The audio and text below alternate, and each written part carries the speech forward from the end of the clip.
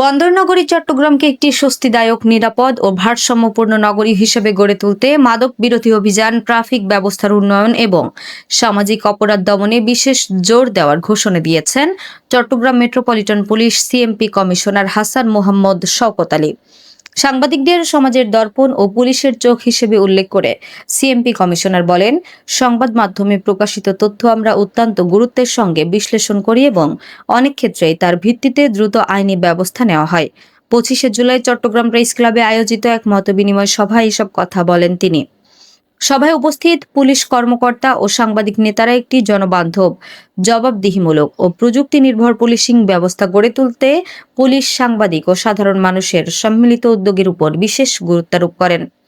আলোচনা সভায় সাংবাদিক নেতারা সিএমপির তথ্য প্রবাহ নিয়ে কথা বলেন। তারা জানান, অতীতে কমিশনারদের সঙ্গে সহজে যোগাযোগ করা গেলেও বর্তমানে তথ্য পাওয়া কিছুটা কঠিন হয়ে পড়েছে।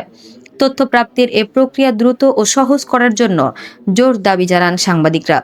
একই সঙ্গে পেশাগত আত্মসমালোচনার উপর জোর দিয়ে বক্তারা বলেন, সাংবাদিক পরিচয়ে কেউ যদি কোনো অপকর্মে জড়ায় বা সামাজিক যোগাযোগ মাধ্যমে বিভ্রান্তি ছড়ায়, তবে তাদের বিরুদ্ধেও কঠোর আইনি ব্যবস্থা নেওয়া উচিত।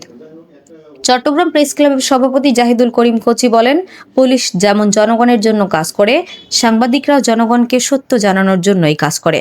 তাই পেশাগত কারণে উভয়ের মধ্যে একটি সুন্দর ও পারস্পরিক সহযোগিতামূলক সম্পর্ক থাকা প্রয়োজন।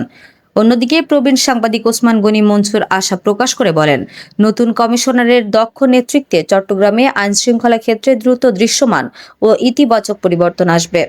উক্ত মতবিনিময় সভায় 21শে পদকপ্রাপ্ত প্রবীণ সাংবাদিক এম মালেক, চট্টগ্রাম প্রেস ক্লাবের সভাপতি জাহিদুল করিম কোচি, সিএমপির অতিরিক্ত পুলিশ কমিশনার ওয়াহিদুল হক চৌধুরী ও হোসেন মোহাম্মদ কবির ভুইয়া সহ বিভিন্ন প্রিন্ট, ইলেকট্রনিক ও অনলাইন গণমাধ্যমে কর্মরত জ্যেষ্ঠ সাংবাদিকরা উপস্থিত ছিলেন।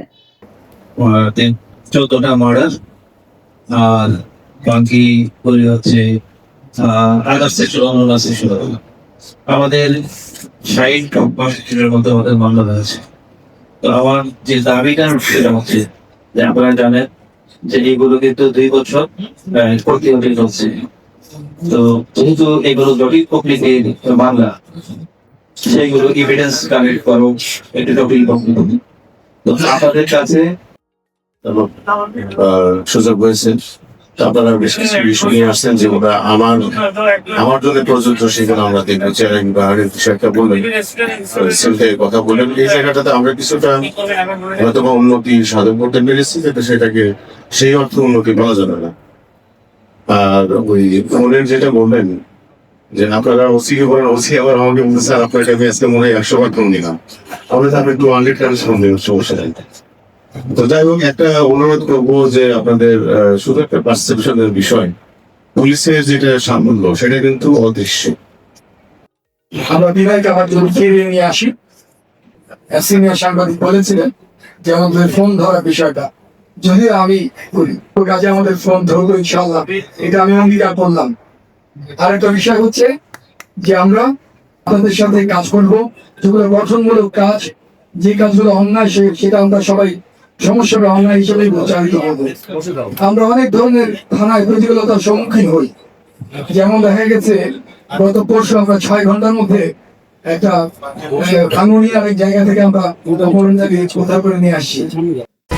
HM Expert B500 CWR স্বাধীনতার সুবর্ণ জয়ন্তীতে নতুন বাংলাদেশ গড়ার প্রত্যয়। HM Steel।